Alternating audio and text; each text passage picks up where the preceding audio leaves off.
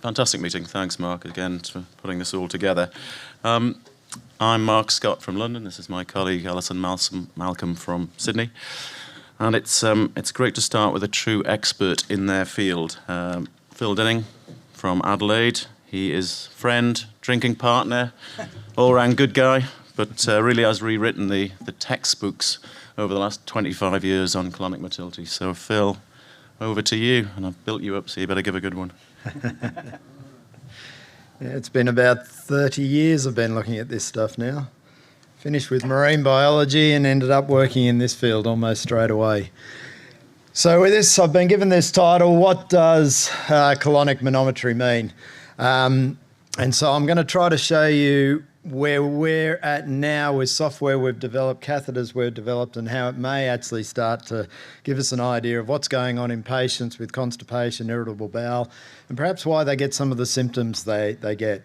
So disclosures, I wish, not a single thing in my bank accounts at the moment. So colonic manometry, we place the catheters into a prepared colon. That's pretty important. We take the content out so we can get the catheters into position. We record these squiggly lines. So what you're looking at here is a manometry trace with recordings going from the hepatic flexure round to the sigmoid colon. And all this stuff that you can see... Do I have a pointer? Sure. It's the wrong way around, mate. Yep, wrong way around. You're illuminating your finger. Yeah, so all this stuff we can see here, this is what we're going to look at and what it means and what it might be telling us. So firstly, if you're going to do this and you're going to do it well, you need to start using high resolution manometry. We showed this years ago, but it is important. If you record with low numbers of sensors, you're going to see different patterns. As you increase the sensor spacing, you start seeing something going on. So I've shown this lots of times, but at 10 centimetre spacing, we're thinking we've got a couple of events moving down the colon. As you move and get sensor spacing closer together, you start seeing something completely different emerging. So to get a good idea of what you're looking at, you've got to get the sensor spacing right. So sensor spacing matters. Maybe a maximum of 3 centimetre spacing. Beyond that, you're not going to be able to see the details that I'm going to be showing in this talk. So a number of years ago, we identified the main motor patterns we saw within the colon, and we wrote this paper up about it. Still today, this one up here is the most commonly sort of talked about one. It's the most obvious one. We know it's associated with defecation. We know it's associated with mass movement, and it tends to get a lot of information. Certainly any drug trials that are done, they look to see whether they can generate this particular motor pattern up there.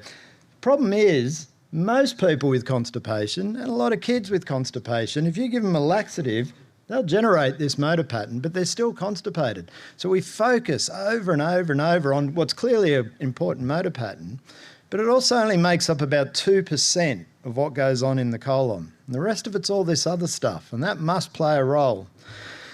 Now, if we just concentrate on high amplitudes in the tests we do, it's also pretty pointless, because in a prepared colon over a short period of time, they're not there. I mean, 5 in 10 in one study. They were so low in this study they didn't even bother with them.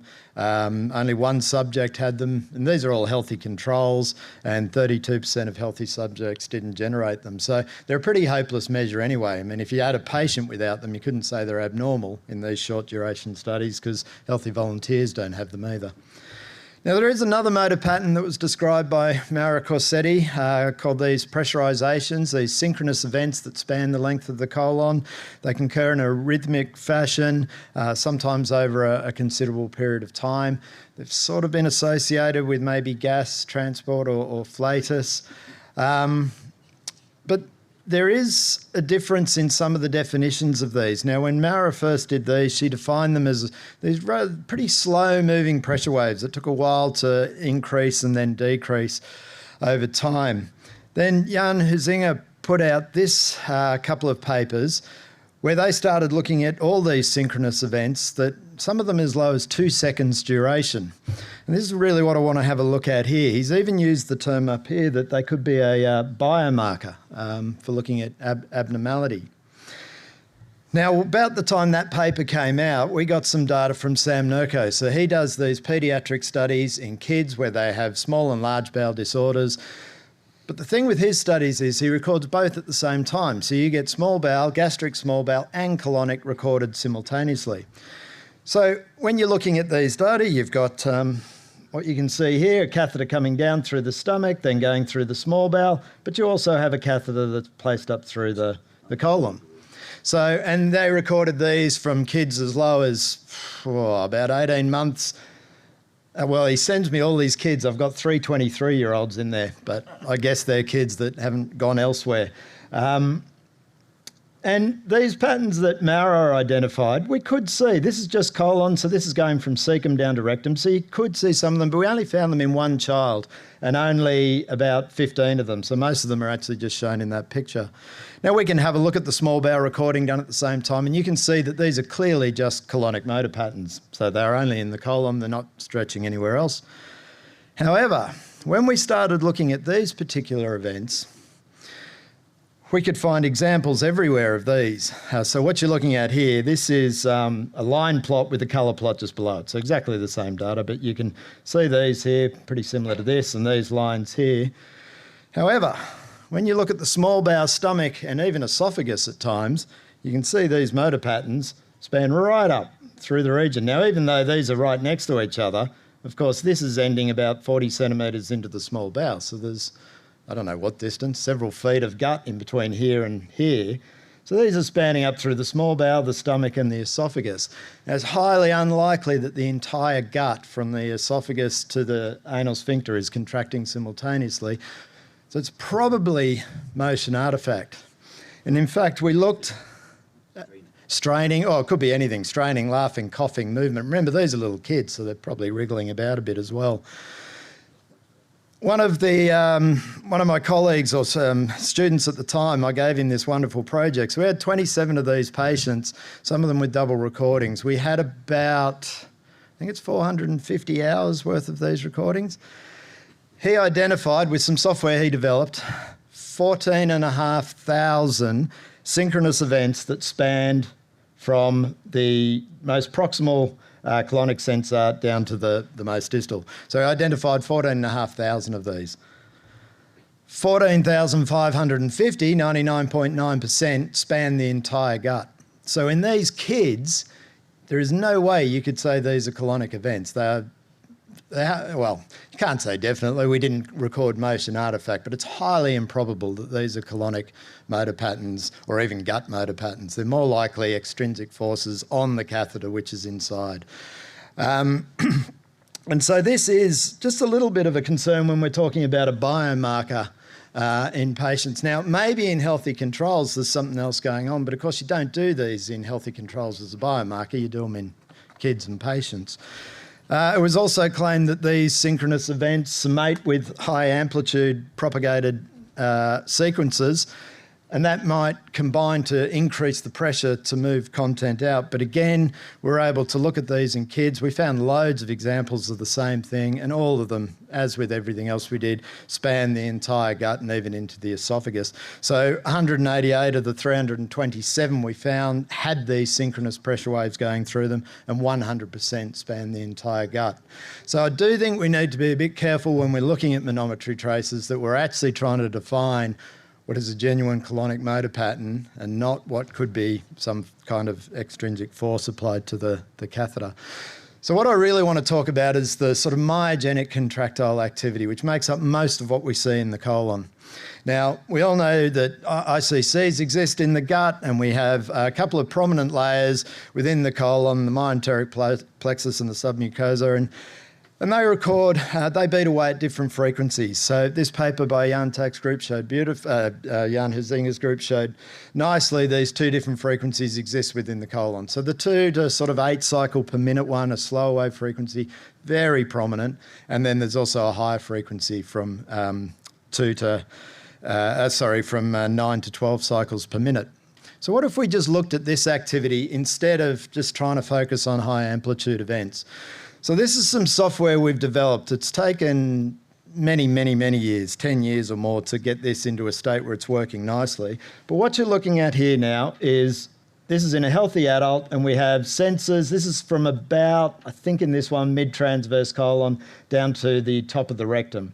And this is the entire trace here. And so a meal's given here, and you can instantly see this increase in activity. Now, most colonic manometry studies count up the number of high amplitudes, maybe identify some individual propagating events, and then use this horrible measure of area under the curve or motility index, which just sort of lumps everything together and says there's an increase in activity after a meal, but doesn't tell you anything about that activity, what you're actually looking at. So here you would definitely see an increase in area under the curve or motility index compared to here, where there's not much going on.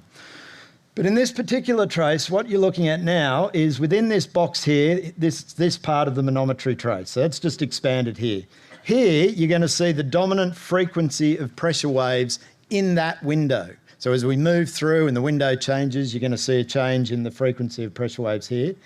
In this side, you're going to see whether those pressure waves propagate, either antegradally or retrogradely. So if they form on this side, it's retrograde, this side, it's antegrade.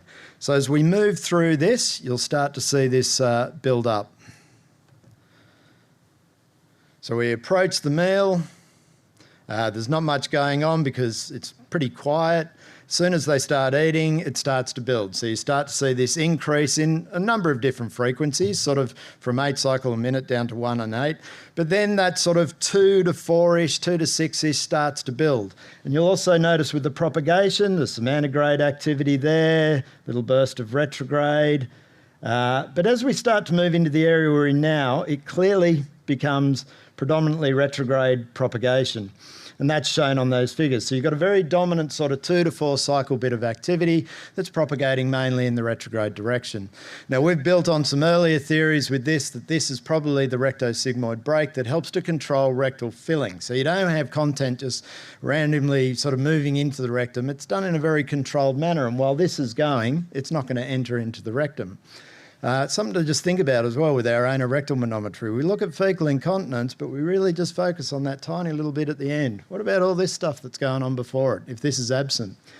So this is now compressed, so now we're looking at about half an hour of it, and you can clearly see 2 to 4 cycle per minute activity, but more importantly, it's propagating in a direction, predominantly retrograde, a little bit of antegrade.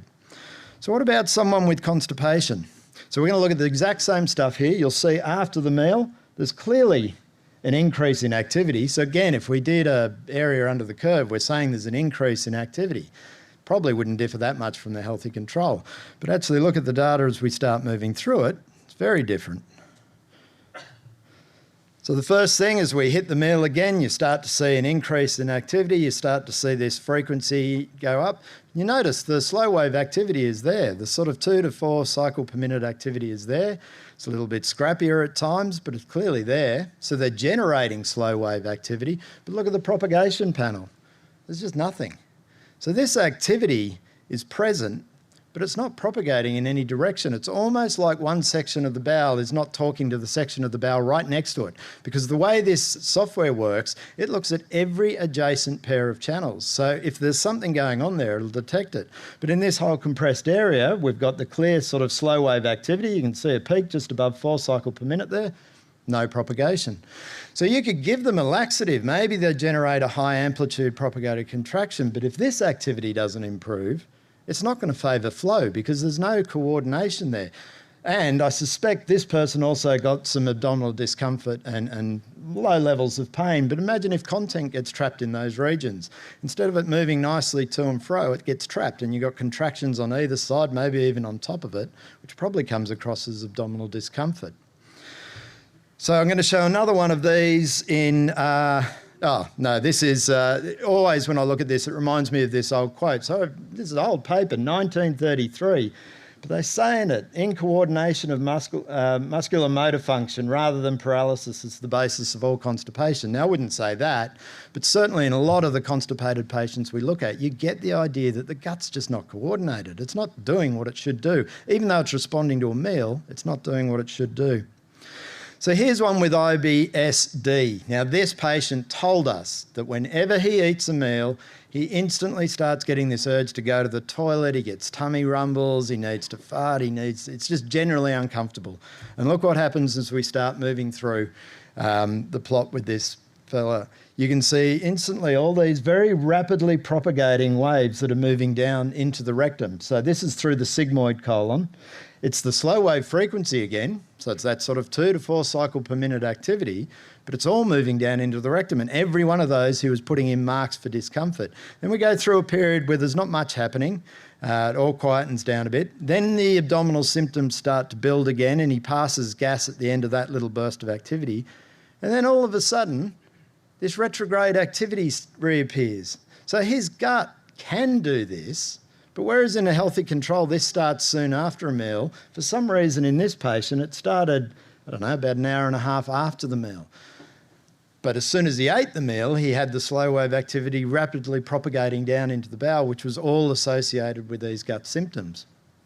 So I think it is telling us what's going on in this patient, but why is it occurring? No idea. Basic scientists can work that one out. One final bit, high amplitude propagated contractions and abdominal discomfort. Okay, so there is this idea in IBS that the high amplitude is associated with abdominal pain. And if you look at this particular example, this was a patient with IBSD. You go along and you can see suddenly these big events that move down towards the rectum. But if you actually have a look at the base of this activity, you'll also see this sort of myogenic activity is down here. It's pretty scrappy looking down the bottom there.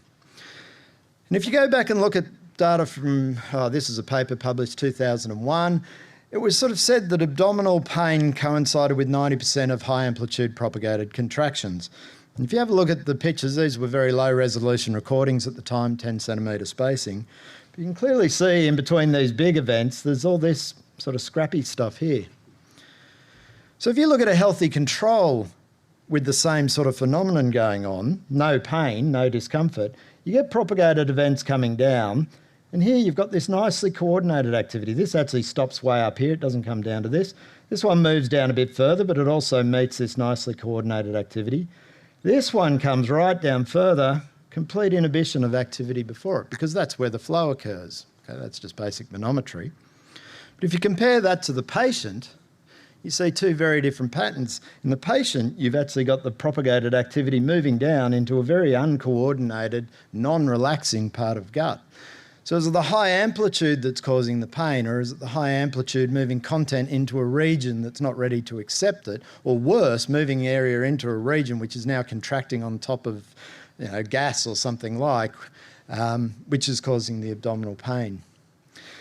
So we've got a couple of papers out on this. The first one, the guy that developed this, he'd put his heart and soul into this for 10 years, and so I let him come up with the name for the paper. Believe it or not, this is actually comparing healthy controls to patients with severe slow transit constipation. It's an horrific title, I don't even know what it means. But he needed it because he's carried on with this work and he needed to show this is the terminology for the stuff that he does.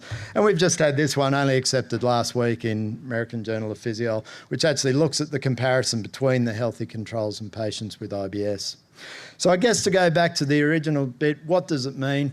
Well, I think we are starting to get an idea, but you've got to start looking at what we're actually recording. So most of the activity is this slow wave activity, and I think it is telling us something if we actually look at what's there rather than trying to compress it all and just dump it into some pretty meaningless types of analysis like area under the curve.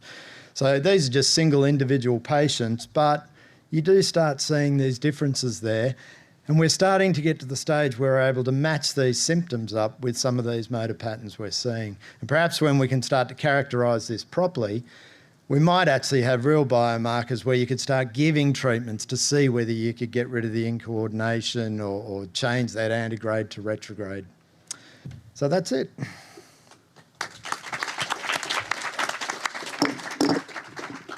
Tour de force as always, Phil. Thank you. I'll just start off while people are gathering their thoughts. Obvious question, Phil, which I've probably asked you 10 times over the last 10 years.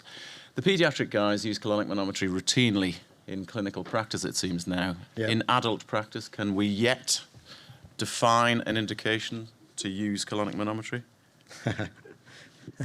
I'm going to say yes, because then you can send me the data and we can do the analysis. Better get the catheter first. Yeah, I Well, actually, that's the other thing, Mark. You mentioned the time catheter. and the money. Yeah, the catheter, based on those studies we've done, we've now got this down to pretty much concentrating on the rectosigmoid area and into just the descending colon. And we more commonly use now just a standard esophageal manometry catheter or an impedance manometry catheter. And we get that information, those final pictures, that's just sigmoid colon. That's not the whole colon I showed. So these things here, that's just sigmoid. So we are actually now focusing, I forgot to mention that this is the reason. I mean, if you could do the whole colon, yes, but you can place this quite easily, do the study in about 2 or 3 hours. And at the moment, is it an indication? I just don't know. It's so early. We're trying to build it up. First question, Hans, I think. Or was it? Adil, sorry. Beautiful work. Do you plan to combine this with transit just like Peter Bampton did a few years ago in those early studies? We'd like to combine it with all manner of things, yes, because what we don't know, of course, I'm saying this might block, promote, but we don't actually know because we can't see what's going on. So absolutely, it's all in the plan if we ever get another grant. And Phil, you've done a little bit with impedance already, haven't you? Yeah, we did do one with gas. You can actually use the impedance catheters and track gas movement through the sigmoid. And we did show that when the cyclic pattern was there, gas was prevented from entering the rectum and disappeared up into the colon. And it's only a sample size of 1, but we did put it into a patient with fecal incontinence, gas. They had normal anorectal manometry. We put the gas into the sigmoid colon, which triggered the cyclic motor pattern in healthy controls, didn't do anything in this patient, and she got urges. So it was enough to make us think, well, let's keep going with this. And we are, but very slowly. Satish, I think, or Hans? Amazing work. Can you comment on the term called shallow waves? On the what?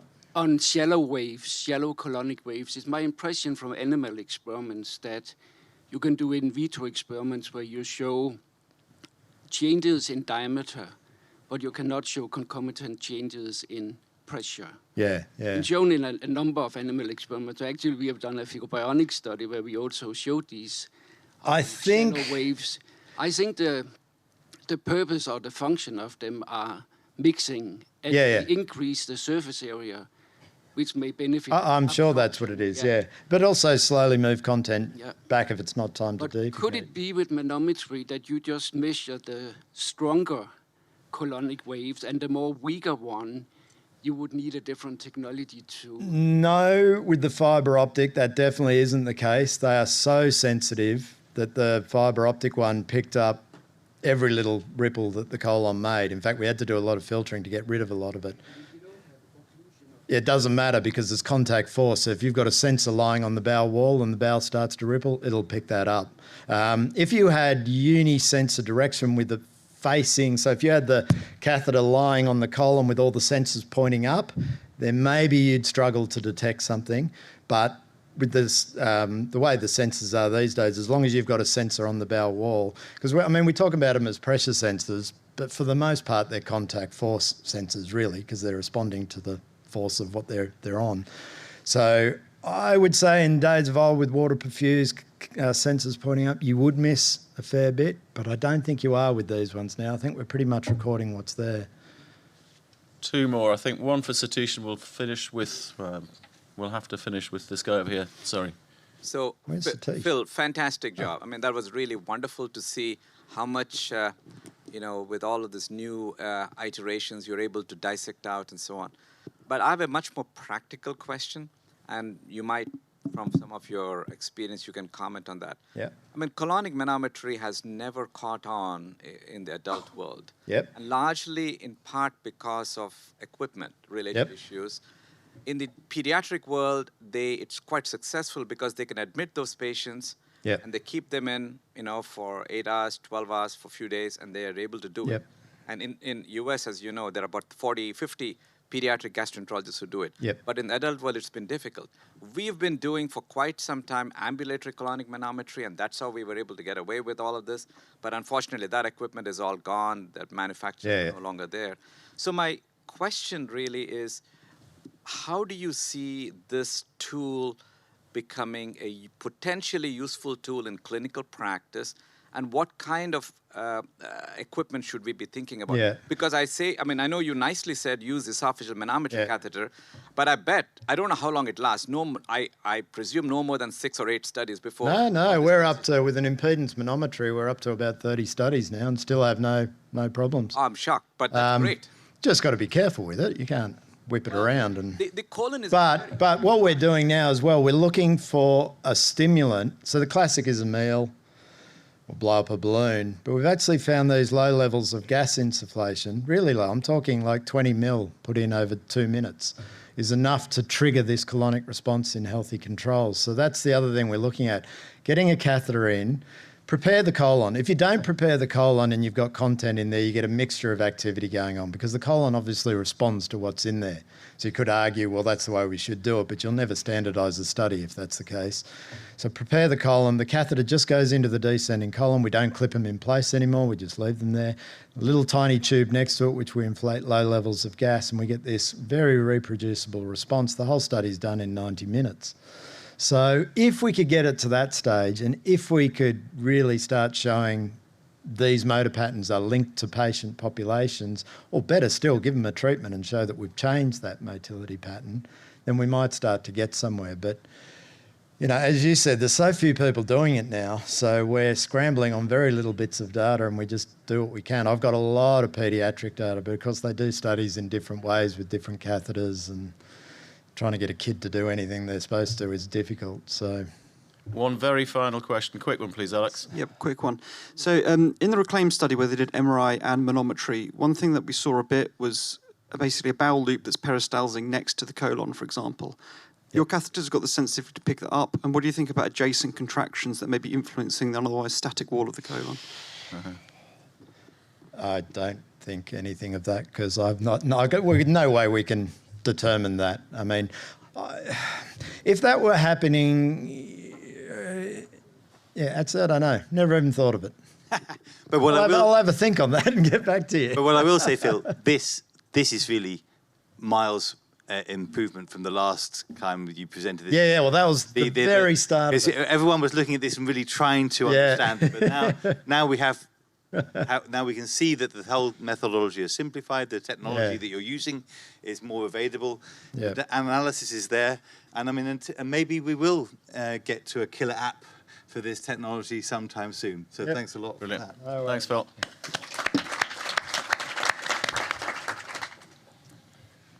I'm looking forward to the next talk by yet another colleague from the Southern Hemisphere. Greg O'Grady will present to us colonic electrical body surface mapping. Is it possible? Thank you. It's great to come after Phil because he's covered all the hard stuff for me, so I can go straight into this. I have some disclosures, particularly with Telemetry, who make body surface mapping equipment. So this has been a very difficult project that we've embarked on maybe over about 4 or 5 years now, gradually on and off, but progressively getting more serious about it. I'd call it a hobby initially, and we're kind of getting serious about whether this may become something useful. And it's really been motivated. We got excited by Phil's work and really got deep into colonic high-resolution manometry as well with Phil. And we got excited about its potential. As you've seen, it's got great potential. But it's also very frustrating. I mean, I take my hat off to Phil for doing so many studies because they're difficult to recruit, they're technically challenging, they're time-consuming to analyse, and as we've heard, haven't really taken off clinically yet. So we wanted to make something that would perhaps be more easy and non-invasive. Approaching it requires deep thought because it's very easy to get this wrong, and so I'm going to take you through kind of the thinking of where we're at. So we've heard Phil talk about high-resolution colonic manometry, and I don't need to repeat it, but what excited us about this work in particular was the repetitive nature of these cyclic motor patterns that Phil's talked about being the dominant motor pattern in the stomach. And I'll explain. I'm sorry, and the colon. So we've done a lot of this high-resolution manometry work, and what we've been doing, as well as the manometry, is to get 3D reconstructions of the colons and to have the catheters in there and then represent the pressure waves over the colon so that we can work out what part of the colon exactly we think these waves are coming from and try and correlate the two to get some sort of anatomical correlation with the physiology. And this has also been very important groundwork. Now, it's really important that body surface recordings are really good at picking up repetitive motor activity. And they're not very good when it's not repetitive. And the second thing is they summate things. So this is the stomach, obviously, but it's doing 3 waves at once, and you see an acceleration into the antrum here, and the pacemaker starts. But on the body surface, we don't see all that level of detail. We see a smearing, a summation of just one thing cycling on and off. And so you have to be prepared for the fact that you're going to summate and smear whatever's going on in the organ itself. And this is a cautionary tale because we're not the only ones trying to do this. This is data presented at DDW, and without bagging them, the really concerning thing about this work, this is from GTEC, who have a body surface sensor, is that they're pegging colonic activity routinely in the 12 to 16 range, and got through the FDA on this sort of relationship as well. And you just have to be super careful because the colon is not the only thing that's repetitively cycling in the body. And we've heard from Phil that this is not a physiological range for the human colon. And the respiratory artifact concerns me greatly when I see this sort of thing. So you also have to be very careful about what you're picking up. So we've been very cautious to go back to the ground truth and try and understand, okay, what is the target we're trying to get and what does that look like? And then how can we detect it on the body surface? And we've heard from Phil this paper already with these various motor patterns and this really nice work from Jan Huizinga looking at these 12 cycle per minute things that he thinks summate into these HAPs and occur in the colon. And I think for us, we have to be realistic that we're going to be picking up these cyclic motor patterns that in these frequency ranges, and we're going to miss, we're just going to miss all this other really interesting stuff that happens, at least at the moment. It's in the too hard basket. The starting point for us has been these cyclic motor patterns. We did this work identifying where in the colon they occur, as I've explained with these 3D geometries. And we're particularly interested, it's maybe my colorectal surgical bias, we're particularly interested in the rectosigmoid. It's the hot spot for these activities, and Phil already talked about how we think there's a rectosigmoid break, building on some great work previously, that may be related partly to these patterns. And it's this retrograde activity in particular that we're interested in getting. So the first question for us was, what are we trying to target? For us, this is a very interesting target physiologically. A, because we can get it, because it's doing the right sort of activity, and B, because we think it's clinically meaningful. So here's a colonic motor trace. You eat a meal, you've just had breakfast, it'll kick in.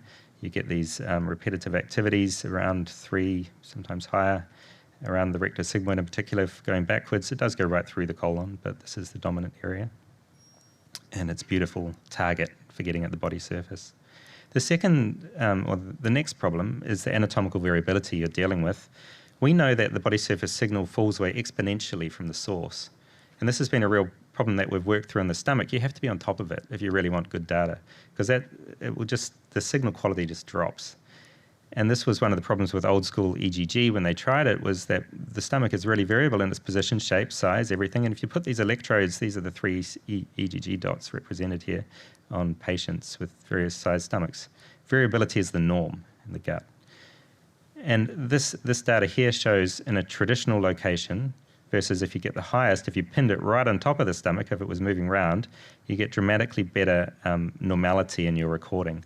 So a lot of the old school EGG, when they put it on, would fall below the normal threshold, even in controls, simply because they were off the stomach. So if you want to get this right, you have to be sitting right on the organ. And the colon's really variable. So we looked at this, and we looked at the rectosigmoid in particular, and we looked at a whole lot of CTs. This was 41 of them. And we mapped where they were by tracing around the CT and then sticking them all together in a big map. And fortunately, the rectosigmoid is really kind of the least variable. It's partly retroperitoneal, of course, and up to the rectum. And then it loops out. But often it's not too bad in the sigmoid. And so we're pretty happy that A, it's a good physiological target, and B, it's a good anatomical target to go for. These lines represent, the first one here is 90%, 95, 99, and 100% of the cases are inside these boundaries, and they're all in a decent sort of shape to target. So what's the clinical relevance of going for this part of the gut is the next question. Is it actually a useful thing to do clinically? And this is work that we've built up over the last few years, collaborating with Phil, looking at various interesting things that happen in the rectosigmoid. First one is around fecal incontinence. This is the first paper that got us excited. It wasn't our group, it was Patton et al. And Phil's group, showing that after neuromodulation, it seemed to kick this activity on after sacral neuromodulation for fecal incontinence in the sigmoid colon, often retrograde, really supporting this idea that this activity may play a role in that rectosigmoid break that had been recognised. These images here show pre-SNS and post-SNS, and just give you an idea of the variability of activity that happens in the colon. And over time, as it builds up, it'll lay a red in where the most hotspots are occurring. And you can see this is the same patient before SNS and after SNS, when there's a lot more activity happening down here in the rectosigmoid region in that hotspot. Again, showing you it's a very active region of the colon and a good target for us to go for.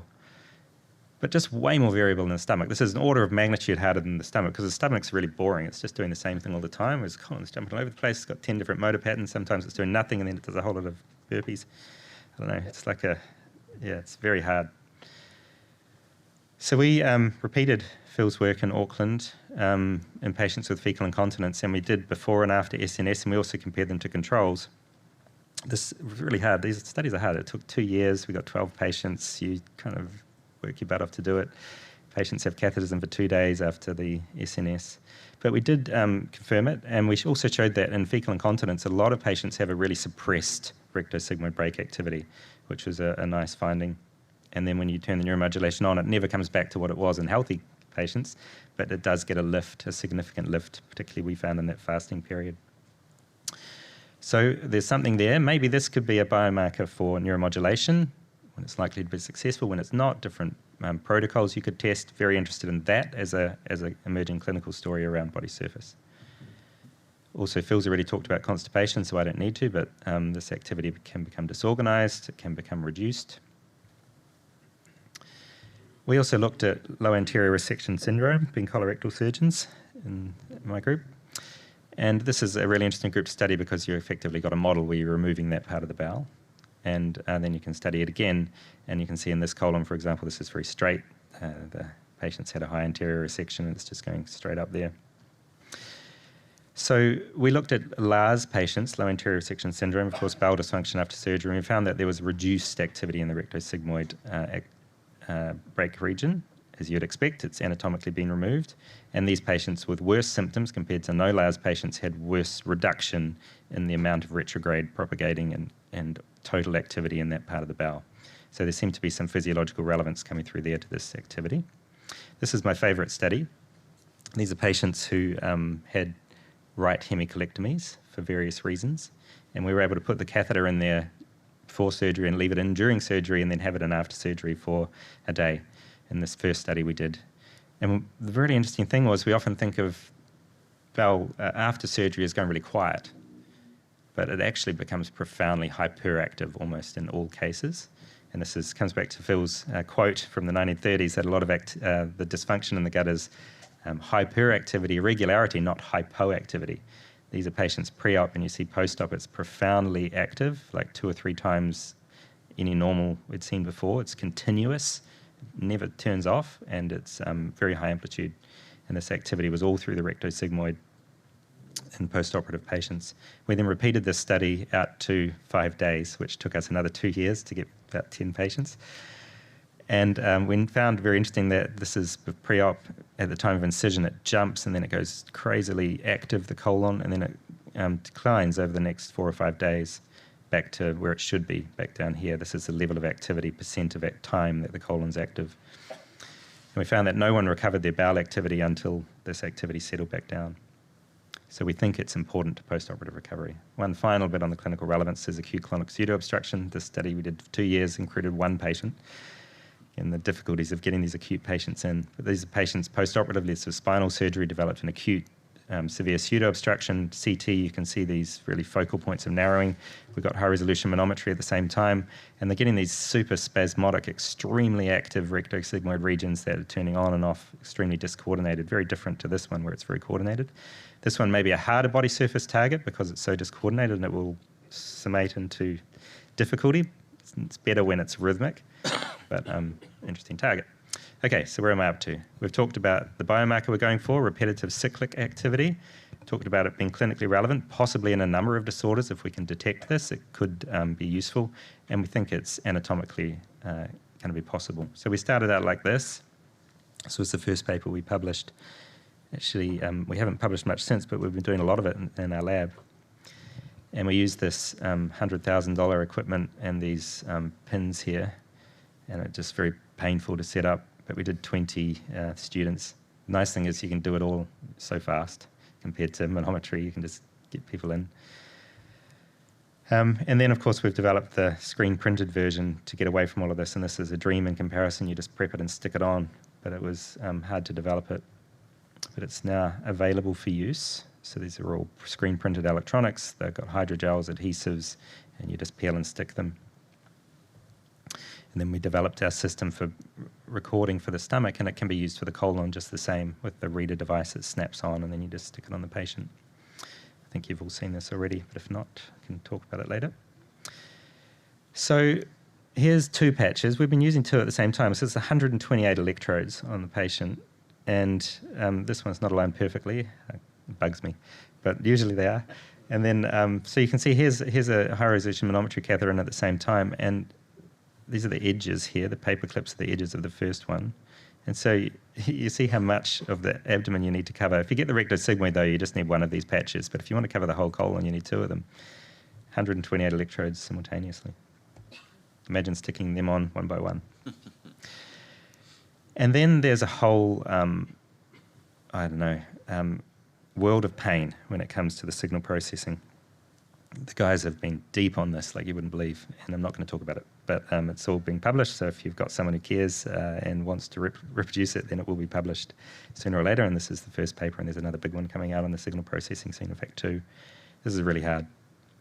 But basically what you're trying to do is denoise it and then get the repetitive activity, lock it in, and then work out what you can pin down in the colon. This was a study of 21 students here, and they have the meal at this time, and you can see we're tracing a band at about 3 to 4 cycles per minute, and this is the meal, and you see an increase in activity. And this first study we did was just, can we see a meal response, because we know that's a really simple, obvious target that should be possible on the body surface.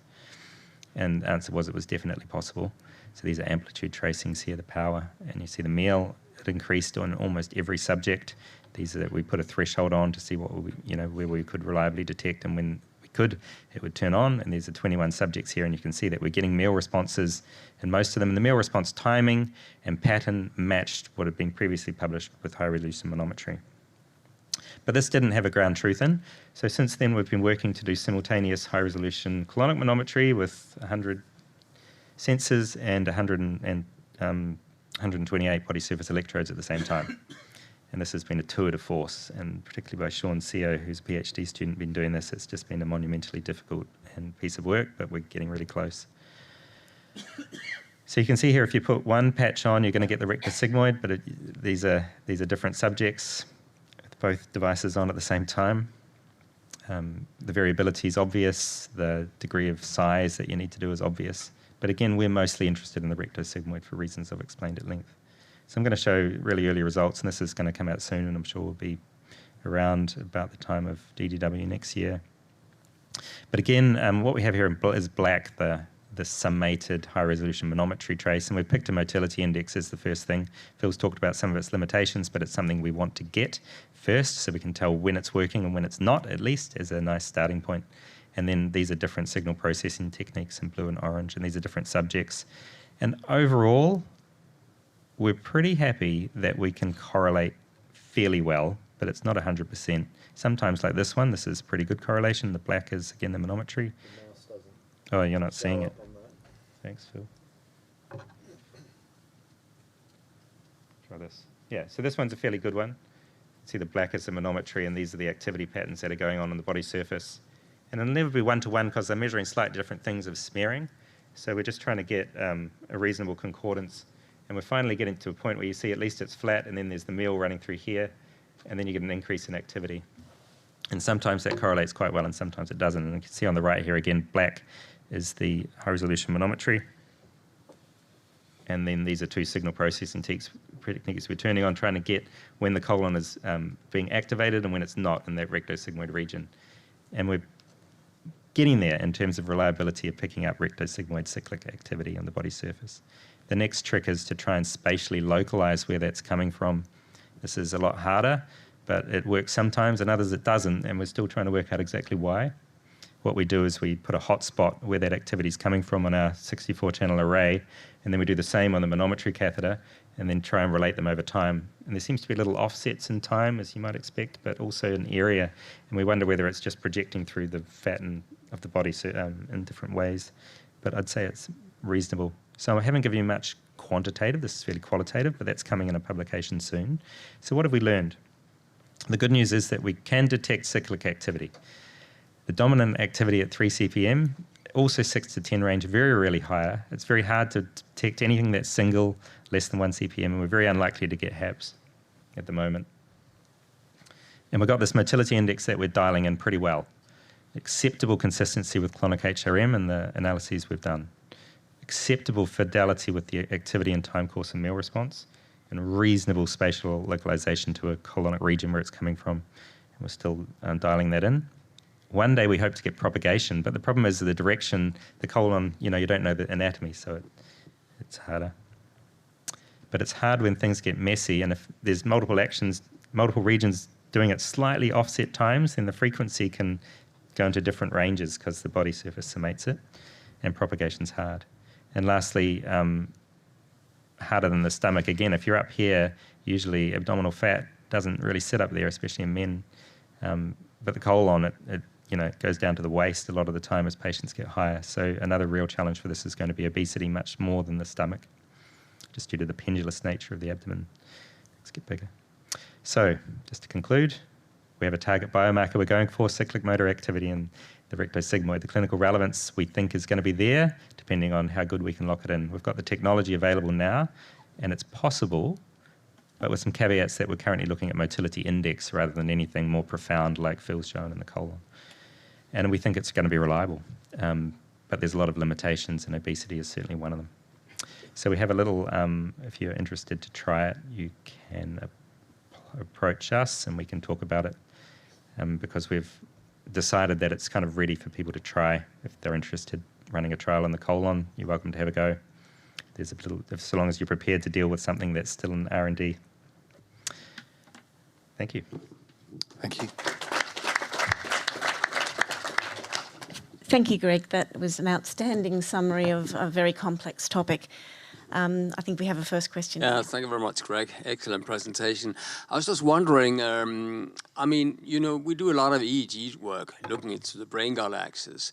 And what we do there is that we have surface EEG, very much similar to what you have actually on the abdomen.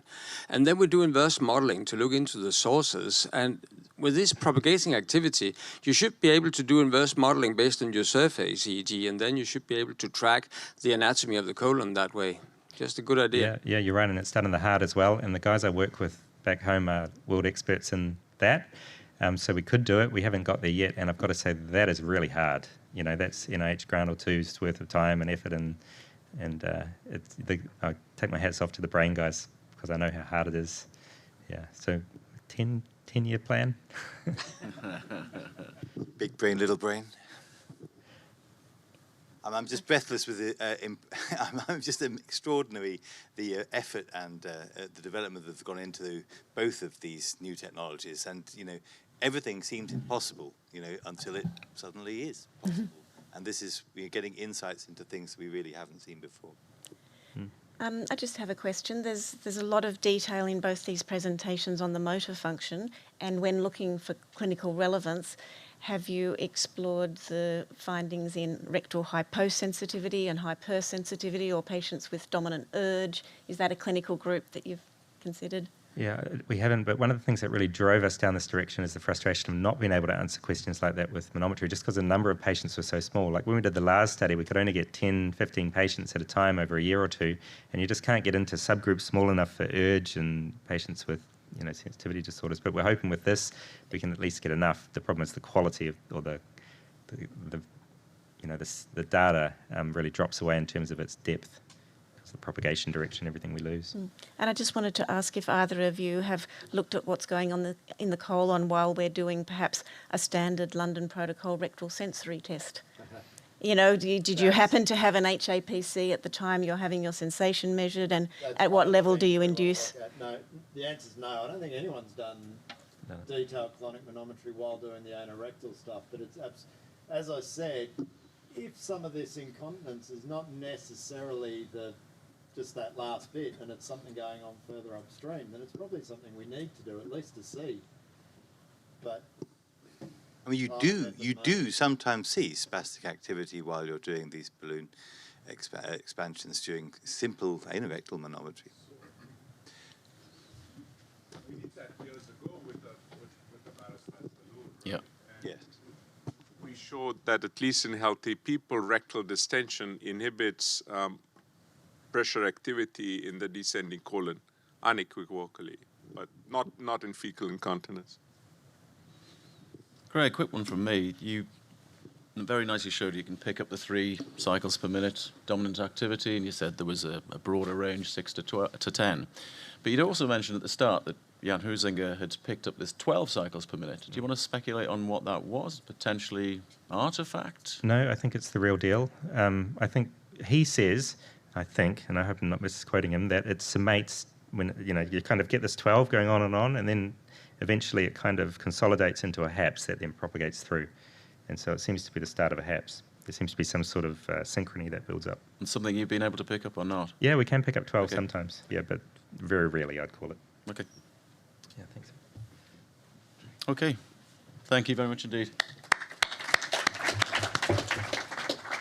So our next presentation, we have a double act. 2 old friends and colleagues from Aalborg in Denmark. We have the second speaker is Asbjørn Drewes, and starting with Jens Frokjaer. Jens said he wouldn't stand up if I couldn't pronounce his name properly, but I must have got relatively close. They've done some fantastic imaging work over the years, and Jens, we'll hand over to you. Thank you. Thank you very much. I will now move into using MRI for assessing colon motility and function. I'm a radiologist myself, doing a lot of MRI of the stomach, small bowel, colon function, pancreatic MRI, brain MRI, interaction between brain and visual organs. I have no disclosures. So first of all, I will, as a radiologist, bore you with some basic MRI principles. You can typically acquire MRI images as T2, as 2D images that can typically be stacked together into a 3D dataset, or you can acquire the images as true 3D images. You can fundamentally, typically, do the MRI images with T2 weighted images, where typically fluid within the gut appears bright. You can do that with fat saturation or without fat saturation, where the fat around the bowel system is appearing bright or dark. You can also do T1 weighted images, where typically the fluid inside the bowel system appears dark. All that gives anatomical information of the GI system. Then you can do the 2D or 3D images repeated very fast, every 1, 2, 3 seconds, and you will obtain Cine MRI video clips with motility information of the GI segment of target. You can also repeat the images every 5, 10, 20 minutes, and you can get information more about the filling and the emptying of different gut segments. And that gives information on motility and function. So there's different things to play with here. And then there's special types of MRI that can also be done. T1 mapping, Dixon imaging, that says something about water content. There's some MRI tagging techniques I also will show, and there's other techniques that have not been applied that much.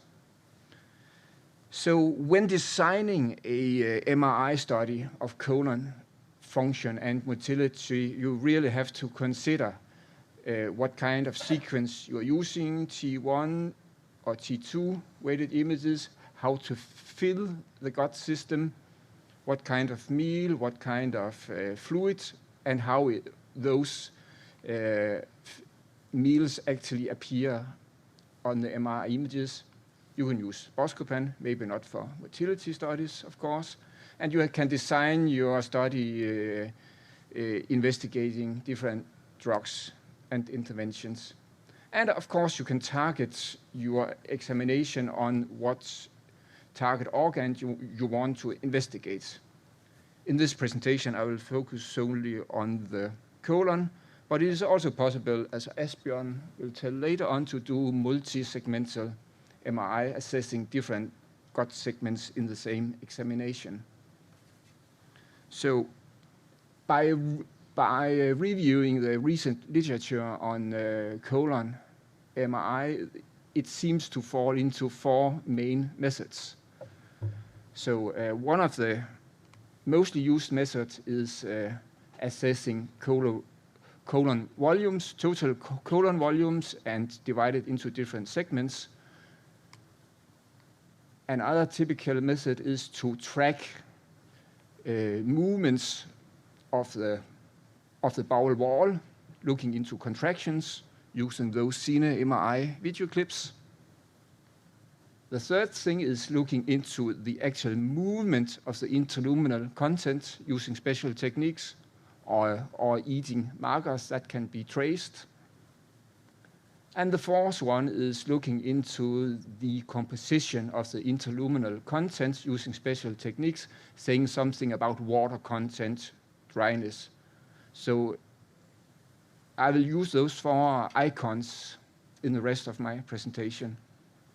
And then there's, of course, analyzing all those 4 different methods, many different ways of doing it, manual, semi-automatic, automatic methods, and all that is time-consuming, and as you will see, it is mostly research and far less research use. So I will now show some examples using those 4 icons for some of the most interesting studies done the last 5 years. I hope I have not forgot anybody. I will start just with a basic study using the volumetric assessment of the colon. That is from our group, where we did a T2-weighted anatomical scan in healthy subjects being treated with tapentadol, oxycodone, or placebo in a constipation model after 6 hours of fasting. And there we got plain MRI images, T2-weighted like here, and the segmentation and computation of 3D data sets, total colon volume and segmental. And looking into what happened after those 4 treatments, we found an increase in total colon after tapentadol and oxycodone treatments. Now looking into combining 2 of the different methods up here, we have the anatomical volumetric model. It is the same as before with T2-weighted anatomy. Then we applied a Dixon technique and look into the T2 signal of the colon in healthy volunteers treated with oxycodone as compared to placebo. And looking into this, we found on the segmental part up here, there was an increase in the total colon volume and the ascending colon volume after treatment with oxycodone.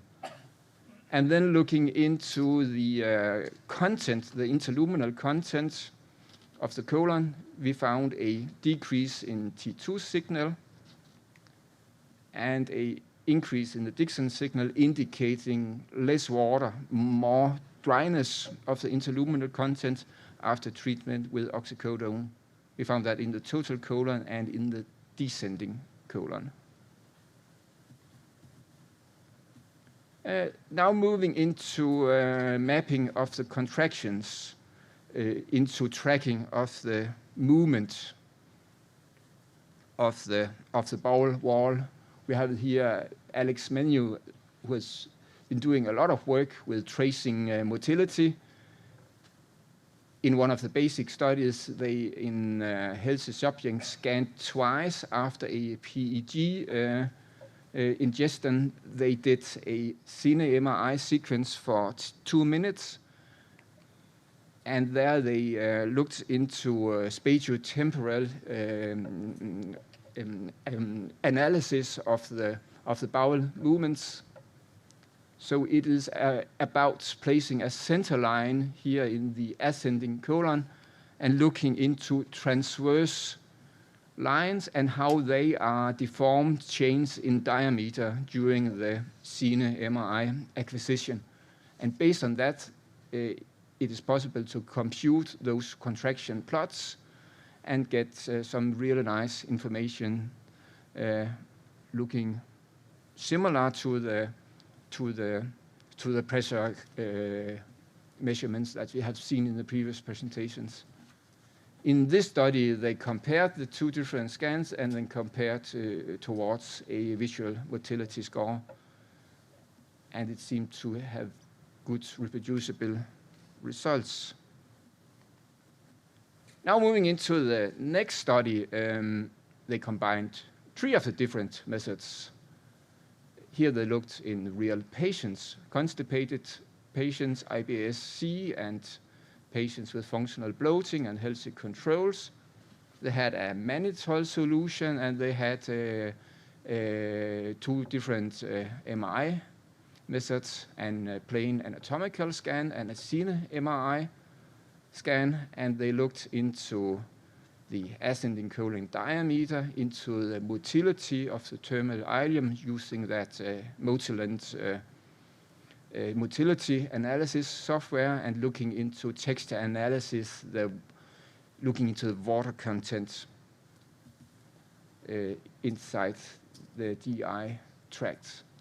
So starting at the colon diameter, they found an increase in ascending colon diameter in those patients group as compared to controls, and looking into the terminal ileum motility using those tracking methods of the bowel movements, they found a lower terminal ileum motility in the patients. And then they did so-called texture analysis of 3 different gut segments, looking into the pixel content and how heterogeneous that the interluminal content is. And they found that the terminal ileum to colon texture contrast ratio, quite complex, was increased in the patients, indicating less water-rich, more solid content, more fecalization of the terminal ileum content. So that was 3 of the different methods being combined. In this study, they combined 3 of the different methods: volume, movement of the interluminal content, and contraction of the colon wall movements. We'll just skip to the results. That was done in a study, also healthy volunteers, fasting and having a macro-gall drink, and they were scanned twice. We had the volumes analyzed, scanned and analyzed, as seen in the previous studies. For looking into the mixing and the movement of the interluminal content, they applied so-called tag lines, saturation lines, in the beginning of the cine MRI video clip, and then you look into how those tag lines are deformed during the video clip as a kind of quantitative measure of the movement of the interluminal content. And they have the same motility tracking of the wall movements, as showed good reproducibility between the 2 scans. The very last example is the kiwi fruits experiment from Wilkinson and Smith, where they compared 3 days of kiwi fruit treatment compared to a control meal, looking into colon volume and looking into and into the interluminal content using a technique called T1 mapping with measurement of T1 relaxation time, saying something about water content. And eating this kiwi fruits showed higher colon volume as assessed by measurement of the different gut segments, and looking into the water content of the ascending colon, there was an increase in the water content as seen here by an increase in the T1 relaxation time. So to conclude, there is definitely many combinations and possibilities assessing colon function and motility using MRI. You can image one segment, more segments. There's a lot of choices regarding filling, preparation, choice of imaging method, how to build your MRI protocol. There's indeed, as you see, lack of standardization. There's indeed a lack of normal reference material so far. But to conclude, I think that using MRI, it is possible to acquire really nice quantitative imaging biomarkers telling a lot about volumes, movement of the bowel, interluminal content, and so on. Lack of standardization, I have just addressed. Mostly research, very much dependent on the specific aims and needs and the disease and intervention of question. There's definitely a long data analysis time, and so far the method is hampered by long time inside the scanner room. So definitely there could be improvement in developing abbreviated, shorter MRI protocols also to translate this into clinical use. So that was the end down here of my presentation. Then Asbjørn will skip to his Mac computer if it works. So just while Asbjørn's swapping around, are there any questions on the perhaps more technical level for Jens?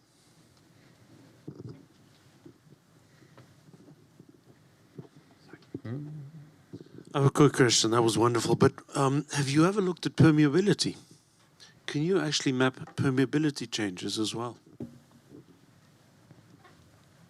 I am not aware that we can do that using a MR scanner. Okay, thanks. I have not really seen any studies addressing that. Why not? Beautiful presentation. I guess with the colonic volumes, one is never sure whether you fill the lumen completely, right? Do you want to comment on that? Is it necessary or? I just think that we image the colon as it is.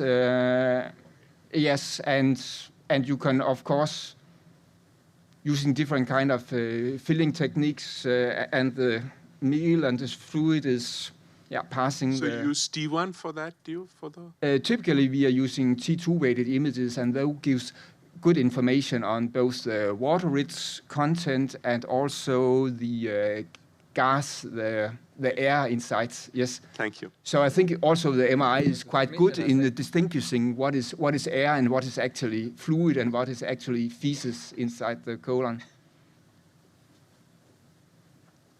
Why don't we save any more questions for Jens till the end? And Asbjørn, why don't you finish your part, and then we can take some more questions at the end for both of you. Sure. I need some help here. No, So, perfect. Thank you, Jens. So I'll move on to the next, namely pan-intestinal models. And as you can see, I have a few disclosures. I want you to pay attention to this paper first by the Mayo, where they spoke about 10 controversies in gastroparesis and a look into the future. And to highlight what they said was that patients with a prior diagnosis of gastroparesis, less than 50% had delayed gastrointestinal or gastric emptying as measured with the SMART pill, right? And most of them had actually colonic constipation.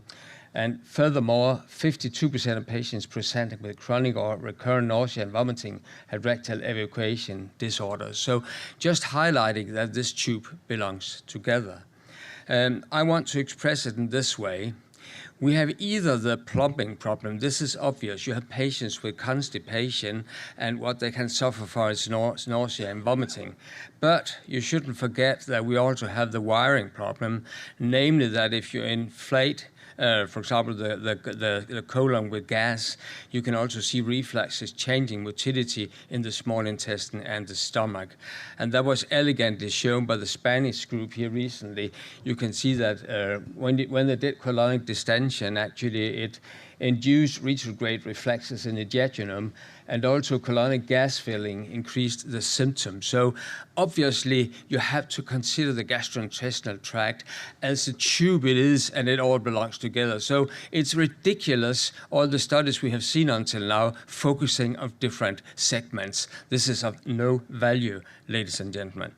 So now coming to my talk, I mean, Mark gave me 30 minutes, which he cut down to 10 minutes just before I left from Denmark. And think about that.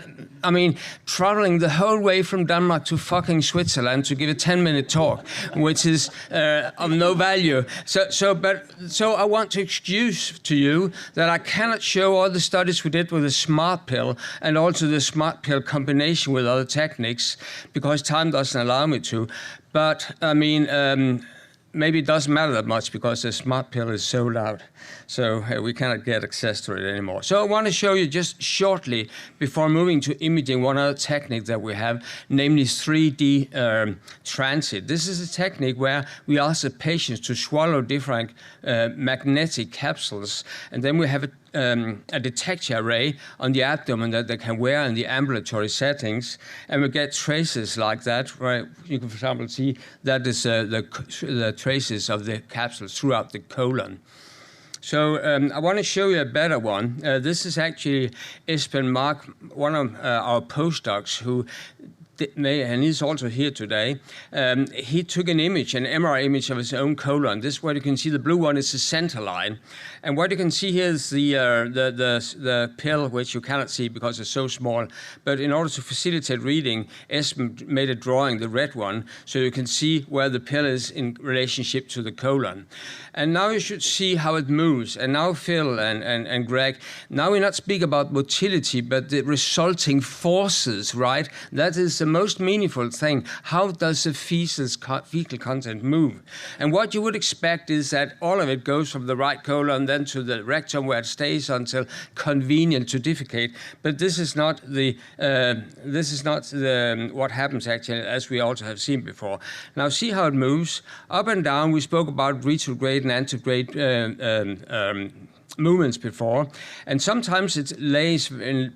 For example, here the hepatic flexure more or less doesn't move for long periods. And then come these very fast movements in between, where you can also see it moves up to the flexure. But look at these long antegrade movements, and then it moves down to the rectum, where you believe that, well, now it has to rest in peace, but it doesn't. It goes back again, and this is what it shows. And these fast movements, and you can see on the right side, which shows the same, the mean something for the propulsive motility.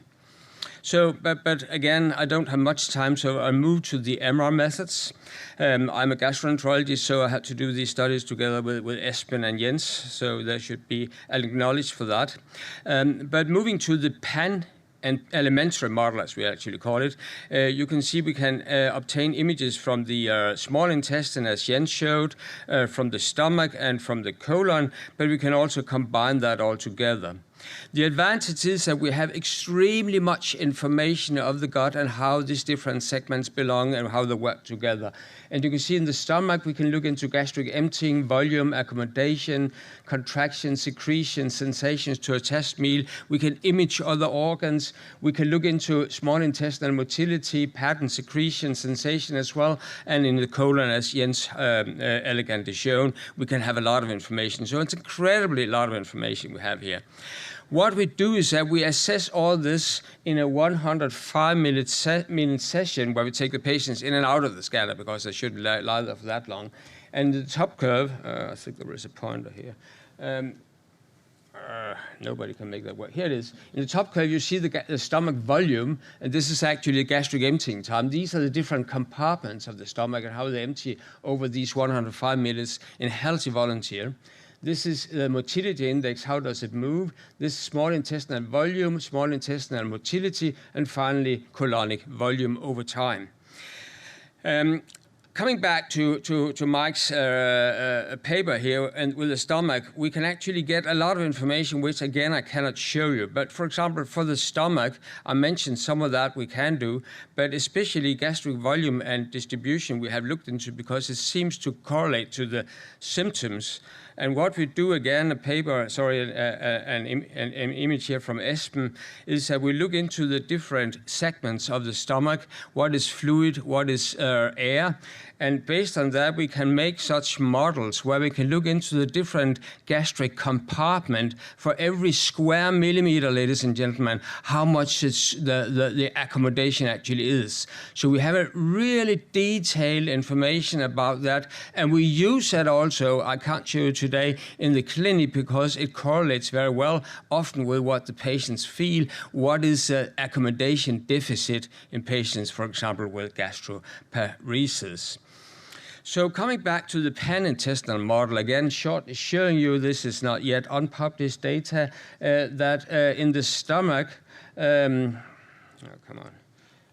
you will see that there is, over time, this is again these 105 minutes I showed you before, an increase in the fluid. The red ones are the diabetics, the green ones are the healthy volunteers. We also looked into gas and in emptying.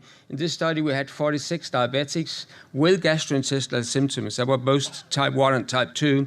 And then healthy controls, of course, match with respect to age and gender. And we saw in general that diabetics had higher fasting volumes, but not changes in the gastric emptying time, which is a measure I don't think is of any value. And then, of course, the most important is that they have a change in antral deformation after the meal. Moving fast to the small intestine, again, this is the most important picture for you today. I mean, think about these patients had problems typically with nausea, vomiting, but what you see is this is a typical red curve. The green curve is the healthy volunteers. Increased motility in the beginning and then slows down, but a totally flat curve in patients with diabetes. And you can see that according to that, they have much more fluid in the small intestine. So a lot of the symptoms are due to small intestinal failure due to the neuropathy that these patients have. And finally, the colon, just showing that they have in general slower volumes. I'll not go much into that. And what we did at the last slide is that we classified patients into whether they have diabetes or whether they were healthy controls based on the MR features. And you can see high specificity and sensitivity only based on that. So these are definitely the methods of the future. And thank you very much. Thank you, Asbjørn. So rapid but clear. As Goethe said, if I had more time, I would write a shorter letter. And there we have it, folks. Any questions? We have time for questions. Really? Well, that was fast. You had 15 minutes, but you allowed yourself to be put under pressure. Right. Alex. Alex, you... We have 200 people listening online, believe Oh, really? There's a bigger audience than I assumed. And the word motility is thrown around a lot, and I think the word motility is increasingly meaningless when you start looking at these small bowel especially and the stomach with these techniques. Can you please disentangle word motility and what it means to you through the lens of the MRI scanner? well, Alex, here I'm going to address my presentation for ignorance. And if I start to using such terms as segmentation, deformation, and so on, they'll just get confused. And I think we have to take that in another occasion. But of course, motility is different. We very often look into resulting forces, as we saw with the 3D transit, or deformation, as Jens showed also in his slides. So this is more likely what we see. It's not the same as the pressure recordings that Phil and Greg elegantly showed before. In terms of analysis, this might be a question for Jens more than yourself. I mean, how far have we got in terms of semi-automation? I know Alex is working on it. I know I've worked on it with my friends in India. How quickly can you analyze this data? You should ask Esben about that, because he's the right guy. Where is he? He actually, we just take the honor of it. He's the guy doing all the work. So. Obviously, it takes a lot of time to doing the segmentation. We have worked on different kind of semi-automatic segmentation and also looked into this AI-assisted segmentation that we currently are using on the colonic segmentation. I think we proved that it would get like 80% accuracy, and then you can use 5 minutes to correct it afterwards. So give us an idea of time. Yeah, it just takes a lot of time, but it gets better. A lot. With the stomach, we used to spend literally a day per test, and now it's down to half an hour. Yeah, something like that. Asbjørn should also get a round of applause, because he took my son under his wing in Denmark last summer and taught him to drink, so I was very impressed. Thank you. No, he was the one doing the last slide. Any other questions? Asbjørn, one over there, please. Thank you. Thank you. It was very interesting. I was wondering, so the last piece that you showed, can you elaborate a little bit on how you would use this in clinic, or what you see in the future? Just shortly. What we have done is that we use the methodology and select the patients in clinic, some with diabetes, some with spinal cord injuries and Parkinson's disease. What we have shown is that patients that have been investigated with endoscopies, assessment of colorectal motility, etc., and we couldn't really find out why they had the symptoms. But using these methods, for example, we could show that, for example, they have less accommodation in different areas of the stomach, and they have dysmotility, and then we target that with either nutrition or medications, whatever it is, and that has at least been rather successful. We're only in the starting phase of this, because the only study we have done, which is not yet published, is the one you show with diabetes. But it seems in the clinic to be available, to be of much value. And I should say that the long-lasting protocol you use here, Esben has shortened that down to a much more clinical feasible one that we could actually, most patients can tolerate as well. And obviously we are very much in the beginning of all of this, and as you know, I also do the MRI research. So what do you feel should be our next step, since we are all quite small groups? So I'm very much of collaborating and not like doing the same thing, wasting our money. So what do you feel should be like our next I think, like we have done in the pain community, where I actually work in most, we should really go together and make some consortia that goes from the one end to the other one in the world. I mean, where the sun never sets, as we say. So we could try to be on the same page, use the same methods, and do it together. And due to all the efforts of Mark, actually, we met here and we have the possibility to do that. So this, I think, is the obvious next step, rather than in trying to invent the wheel, all of us. Agree. Okay, fantastic. Was your 10 minutes worth it? Thanks, Asbjørn. Fantastic. Think of all the chocolate. I mean, I was surprised and thrilled that the team that was originally going to be about 8 to 10 people suddenly morphed into 20+ people for the gastric. Maybe I should include the intestinal working group, which is really a fine thing. And even if we just bring people together, then things will come of that. So I'd like to introduce the final speaker for this session. This will be Charlotte Desprez from Rouen, France, who will tell us about EndoFlip, the assessment of the anal sphincter. function. Thank you. Thank you. So it's a real honor for me to be presenting in front of such an audience. Sorry. Excuse me. So I will try to summarize as well as possible the data currently available about the EndoFlip assessment for anal sphincter function. So here is my disclosure. So during this talk, we will be, of course, talking about the muscle sphincter complex in the anal canal. So we'll talk about the internal and the external anal sphincter. So as all of you know, there are currently several methods available to investigate the anal sphincters. We talked a lot about this yesterday with ultrasonography, MRI, electromyography, or the three-dimensional high-resolution manometry. Regarding this latter exploration, it allows for direct measurement of closure forces, but maybe there is an interest to also quantify the opening dimension of the anal canal, and some authors previously stated that the ability to withstand distension for sphincters may be more important for continence than the contraction capabilities. So that's why the EndoFlip system was first devised to assess the esogastric junction. So it's based on the impedance planimetry principle. Here you have the probe with the catheter on which you can find the detection electrode every 5 millimeters. So you will be able to calculate with this device 16 cross-sectional area, and you also have a pressure sensor inside the bag. So you can inflate this device in the site of interest, and you can then compute a three-dimensions profile of the sphincter. And in fact, for the esophagogastric junction, what is the most used parameter to assess the resistance to distension is a distensibility index, which is calculated as the cross-sectional area divided by the intraballoon pressure.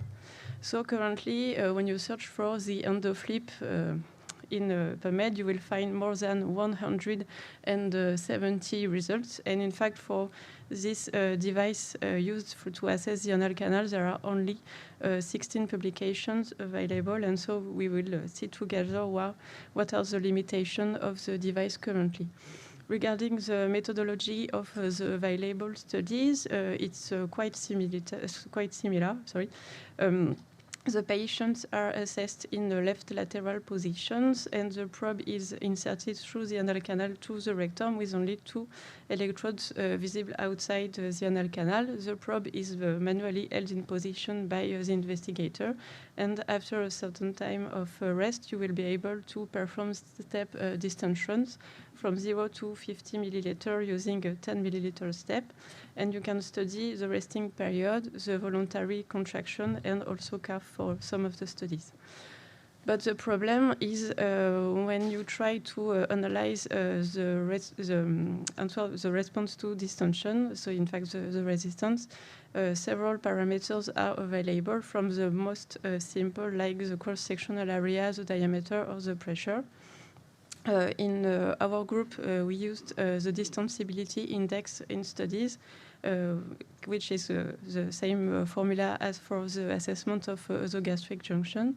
But you can also find yield pressure in some groups, which is in fact the opening pressure when the narrowest diameter will be increased by 110%.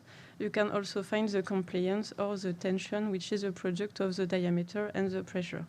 But some other groups used more complicated studies, like the pressure strain elastic modulus, or anal canal stiffness, which is in fact a variation of pressure during distension divided by a variation of diameter in relation to a reference diameter. You can also, have the flow resistance of the anal canal, which computes the viscosity of the fluid, the length of the anal canal, and also of the middle part of the anal canal. And another very complicated formula is the mechanical work of the the muscle sphincters during voluntary contraction. So there is not really an agreement between groups. And in fact, even if we have 10 studies available in healthy volunteers, which included from 10 to 40 patients, I can't give you reliable normal values due to the absence of a standardized protocol for analyzing the EndoFlip results. But what can still be sorted out of these studies is that when you divide the anal canal in 3 parts, the upper, the middle, and the lower anal canal, and perform a 3-dimensional reconstruction of the anal canal, as you can see here on the right, so you can see that the geometry of the lumen are not uniform during distension. In fact, the upper anal canal will open first, then the lower part, and in fact the middle part will be yielding at 50 milliliter of distension, and the authors of this study think that it's probably due to the overlap of the external and the internal anal sphincter on the middle part of the anal canal. And here are the results from the first study published by Luft and collaborators, but it was also confirmed by other studies. Regarding now patients with fecal incontinence, there are discrepancies between studies. Some authors found that the diameter of the middle part of the anal canal was higher in patients with fecal incontinence in comparison to healthy volunteers at rest and during voluntary contraction, but not in 2 other studies. And if you just look at the pressure intraballoon, some authors found that the anal resting and the squeeze pressure were lower in patients with fecal incontinence than healthy volunteers.